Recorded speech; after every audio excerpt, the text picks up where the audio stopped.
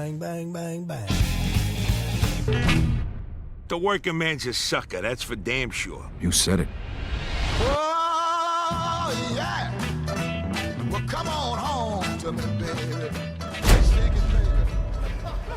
Hey there, so we are ranking the Mafia games from worst to best modern day. This will be a biased list, we'll freely admit that, so let's get started. So number 4 and the weakest game on this list, which pains us to say, so Hangar 13's first outing as a studio, Mafia 3, which we all know was released in 2016 on PS4, Xbox One and PC to a well below average, or maybe bad reception from critics and fans alike. It follows war veteran Lincoln Clay and his revenge warpath, I guess you could say, against Sal Marcano during the year 1968. So a very strong story with some great characters throughout, and how the narrative is presented is pretty cool. It's a retrospective styled story that also shows you scenes from the protagonist and antagonist perspectives, as well as people connected to Lincoln directly. So it's pretty cool seeing these major characters react to the bigger events that you, the player, get to play out. And that is one of the game's biggest strengths overall. It all takes place in a well-designed city called New Bordeaux, a fictional version of New Orleans. The actual city layout and its districts are very well done. Sometimes you're touring the city in a muscle car and a specific song hits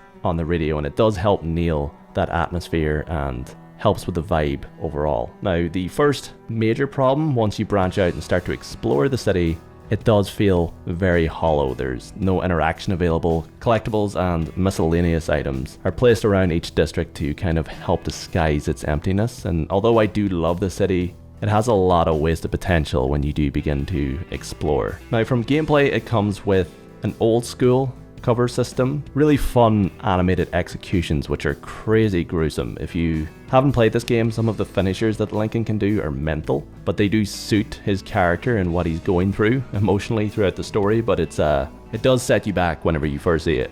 They're damn crazy. Another big positive is the driving and the range of different vehicles available are all pretty good. You get some customization with the cars, which is nice. I don't like the slowing down time while driving feature, but you can also just choose not to use it. But it is part of the poor design choices throughout.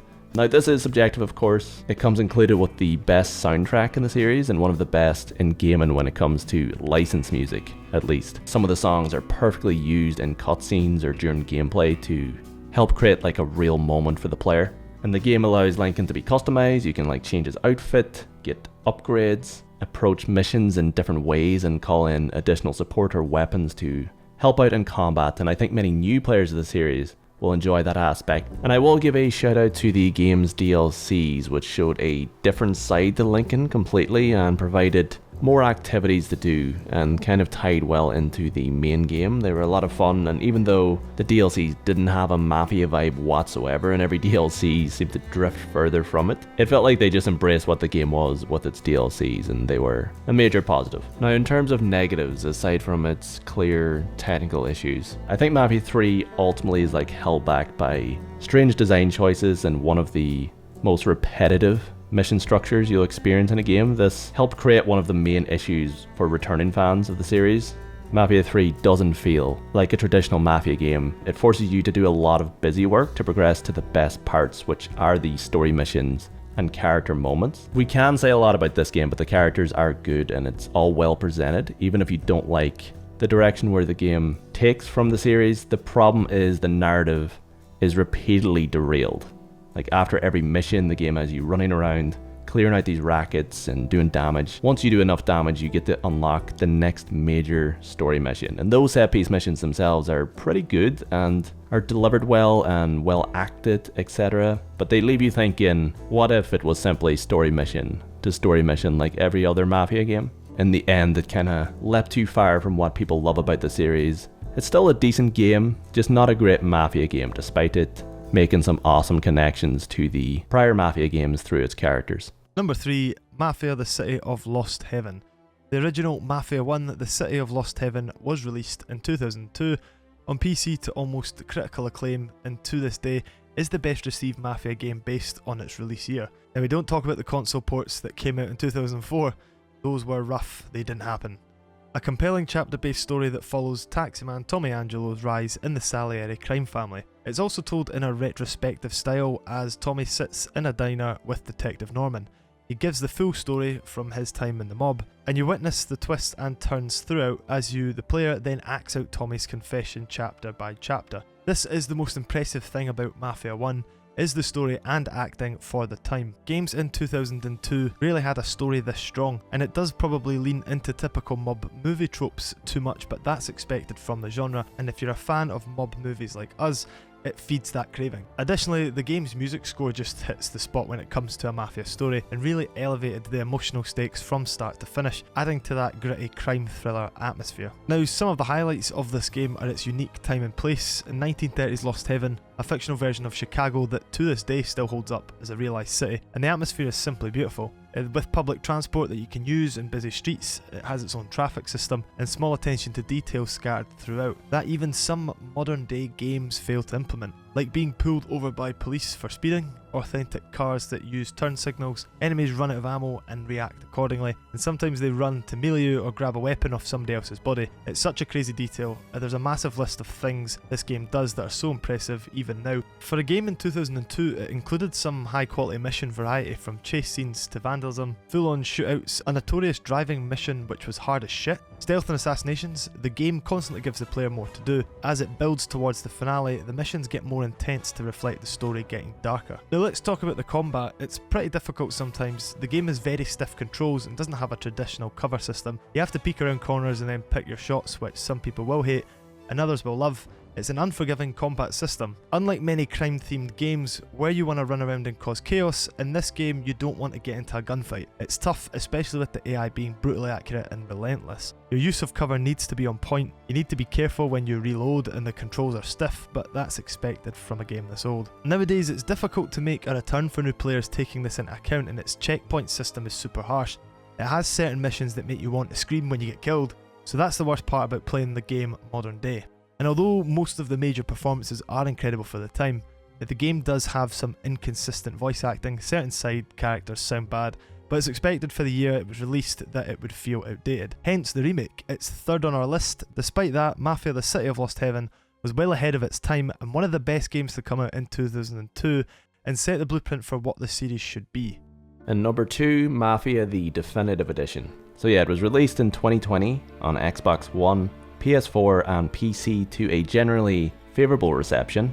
It's a superb retelling of Tommy Angelo's rise from an everyday man to an established hitman for the Salieri family. Like, undoubtedly the best jumping in point for new players, that cannot be argued. It's got modernised graphics, a beautiful lighting system, decent mission variety and a great story with some unreal character performances. One of Mafia 1's greatest strengths is how it starts small yet slowly builds you into the game, having the player be a getaway driver in chapter 1 to start the game. You're given full context as to why and how Tommy enters a life of crime, and I like how you don't immediately start with a gun in your hand, you kind of build towards that moment. And as the chapters and timeline advances, you're constantly introduced to better vehicles, guns and equipment, making it feel like you're becoming more powerful as you progress in the story with Tommy. And the game does a pretty good job of including different set piece missions, highlighting key events from history that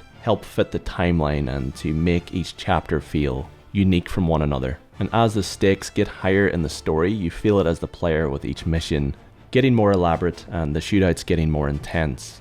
And with the remake, Tommy Angelo's inner conflict is explored more in depth and his relationships are given extra layers. Now, I think many would deem the story too short, especially if you play on normal and progress chapter to chapter without exploring in between. That's one of the game's biggest issues. It doesn't give you many reasons to explore, like outside of its collectibles and occasional secret, which were fun and some were well worth the effort in terms of Mafia lore as well. And if you're a trophy hunter, you're probably going to branch out and explore the city much more. But Lost Heaven, although detailed and its districts are pretty distinct, the city itself is only used as a backdrop for the story like every other Mafia. And just driving around, you notice so many small elements that add up in your mind, like the in-game advertisements, authentic cars, true to the time like outfits and music. And from a gameplay perspective, it's okay, has good mission variety, and some of the most memorable missions you'll play in a Mafia game, for better or worse. They made the classic race annoyingly difficult, but when you finally win, you almost scream with joy. To anyone that did it on Classic, I'm so proud of you. And it's got a serviceable cover system and multiple difficulties that provide a great challenge. I think gunplay and combat are the weakest portions of the game.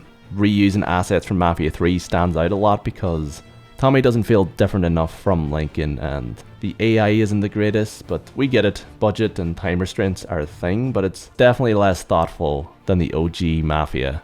Yet it provides an extra layer on top of the original story and further develops the characters, which is the most important thing to me, while also staying true to the blueprint set by the City of Lost Heaven's major narrative beats. Number 1, Mafia 2. So Mafia 2 was released in August of 2010 on PC, PlayStation 3 and Xbox 360. What a throwback.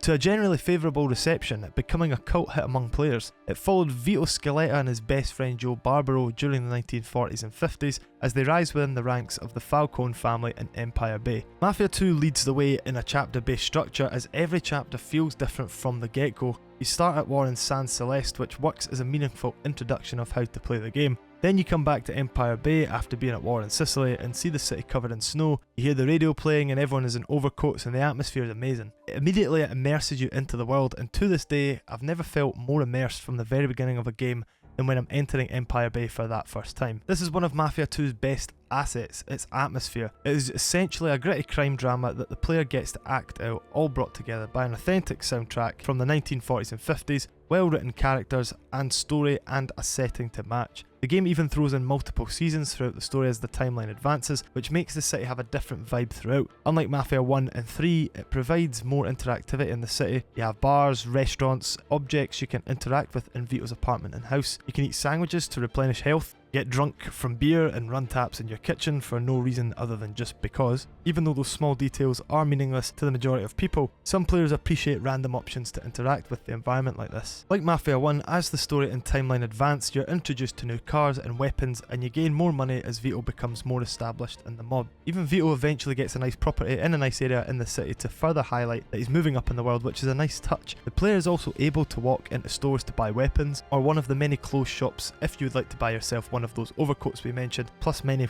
more outfits. Along with clothing customization came vehicle customization. You could improve your vehicle's engine to make it run faster with better handling, or upgrade the cosmetics side of it too. Mafia 2 also introduced the feature of having to change your reg plate if the police marked your car as having been involved in criminal activity. A brilliant and sometimes annoying feature that really added to the feeling that NPCs in this world were living it with you. The mission structure is similar to the other entries in the series, a chapter-based narrative and a detailed city that's used as a backdrop for the story. Mafia 2's greatest aspect. As mentioned before, every chapter is different in terms of what the player does, but the plot of Mafia 2 is the best I've experienced in a game. It's a true rags to riches tale of two friends trying to become made men, but in the process live through triumph, loss and betrayal with some really gut-wrenching moments. I have played the game too many times to count, and it never gets boring. Mafia 2's mission structure does require a lot of driving from A to B, however. These long drives are made easier to handle by the time usually being filled in by conversations between the characters or the radio music. I personally don't mind this aspect of the game, as I enjoy the atmosphere while travelling. However, I could see how it would be one of the few annoyances with this game for some players after a while. Also, due to the linear set-piece missions, the combat would sometimes feel slightly outdated. Nothing too noticeable though. It was still decent, but nothing special. What is a fun feature, however, is the hand-to-hand combat, proper fist fighting, dodges and finishers too. The game has some memorable missions that revolve around it. All in all, Mafia 2 is the best entry to the series in our opinion. We feel it has the best mixture of features of all the games on this list. We would also love to see Mafia 2 get the remake treatment for its 20th year anniversary with all its previously cut content. Let's hope that Mafia, the old country, will live up to its predecessors. So that is the end of our list. We love Mafia 2. What can we say? We were the perfect age when we played it, which makes us super biased towards the game, but it still has that magic to us. But here on screen is objectively the best games based on when they released. Mafia 3, Mafia Remake, Mafia 2, then Mafia the City of Lost Heaven. But what's your personal list for modern day For those who want to say Mafia 3, it's perfectly okay. This is a safe space, you can say it. Everyone's choice will differ based on your personal experience. When you played the game in your life, was it your first game in the series, etc. That all helps create a favourite. This is all in good fun, please don't take it as a personal attack on your honour as a Mafia fan. Everyone loves the series for different reasons and have their own favourite game. But let us know your list. That's it from us for now, we'll catch you on the next one. Goodbye. When I'm back on top in June.